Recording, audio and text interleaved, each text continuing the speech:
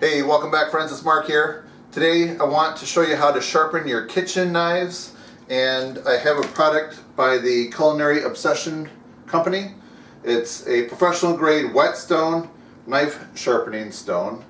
It has two sides to it. One is 1,000 grit, the other side's 6,000 grit, and it comes with a non-slip bamboo base and a free bonus knife sharpening angle guide. So let's take a close look at this. Take it out of the box and I'll show you how to put it together and start sharpening your knives. So stay tuned. Alright, now we're going to take a close look at the box, and on this side right here it says, "A sharp knife is a safe knife. Achieve the perfect balance with two whetstones in one. First, use the coarse 1000 grit side to prep and smoothen the blade, then finish honing with a fine 6000 grit side." So for instructions, there's a video that with a link you can see, and on the back here there are some cautionary things like keeping knives out of the reach of children. Be sure to use the entire surface area to prevent the stone from becoming uneven, and carefully clean your knives with kitchen soap and warm water after sharpening. And here I am taking the whetstone out of the packaging. It's actually made of professional grade aluminum oxide. There are two silicone guards on both sides, can come off, and there's two sides to this. The one side is 1,000 grit, the other one's 6,000 grit. The blue, being 1,000 grit, is a little coarser. The 6,000 grit, that's much smoother, and the edges are just nice crisp clean edges. Here's a sharpening guide. This will slip on your knife.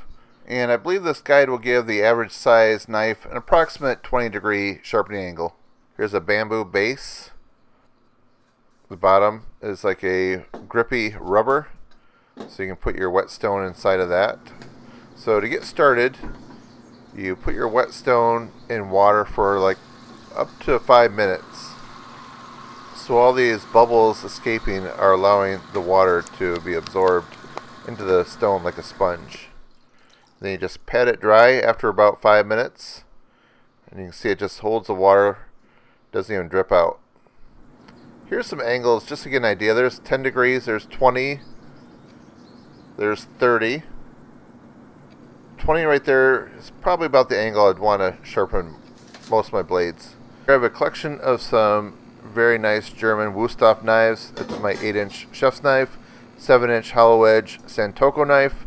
That's more delicate and thin, more like a razor edge, so that would get like a 10-degree angle. This is a 5-inch chef's knife, more like a 20-degree. And then I have like a 3.5-inch paring knife. I'll give that about a 20-degree angle. Here I'm getting started. After the stone has soaked up the water, I'm just going to sprinkle a little bit of water on there. And here I have the guide on the 5-inch chef's knife. And I'm going to see how this works with the guide. I believe it'll give it about a 20-degree edge. It just slips on real nice. And you can easily flip it from one side to the other. It has that little white guard to help it slide better. I'm really just trying this for the very first time with the guide, seeing how it works.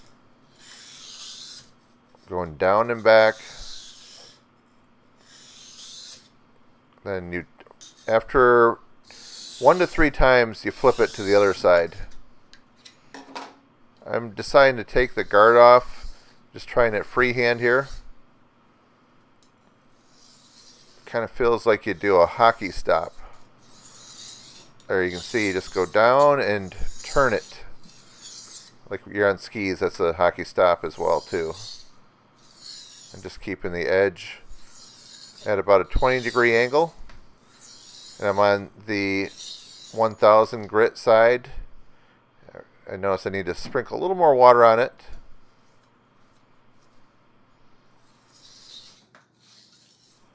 Gonna just do this several times, nice and gentle. And then what you do is you cut a tomato with it, and if it cuts through like this, nice and easy, then you can switch over to the other side, the 6000 grit side. I'm going to add a little water, sprinkle it to it, and this will just fine tune it, just get it ultra sharp. Just down and back on that side. Same technique, just do it somewhere like 2 to 3 times. And you can just see, I'll go through the tomato, it just boom, goes right through it. It's a nice sharp blade. Here's my 8-inch chef's knife. As you can see, this is a pretty large knife, and the stone is definitely able to accommodate something like that. Just going down and back. I'm going to see if it passes the tomato test. Then now I'm ready to go on the 6,000 side. Yeah, you can see it just goes right through it. It's awesome.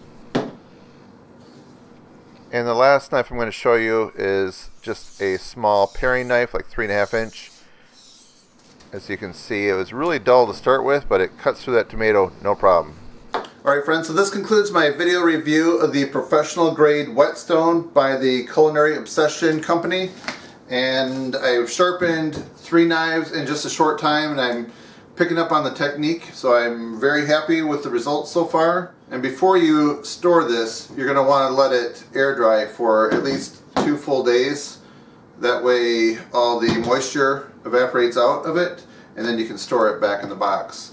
So I definitely am happy to have some sharp knives in the house. They're much safer than a dull knife. So if you enjoy this video review, please give it a thumbs up and help support my channel. Thanks for watching. See you next time. Hey, you might find some other products around your house that you could sharpen too. For instance, I have this Scandinavian splitting axe and this Black Forest Universal Forestry axe, and this could definitely use some sharpening.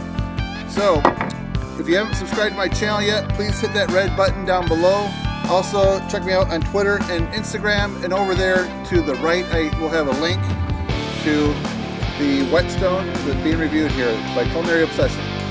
Alright, that's it my friends. Enjoy.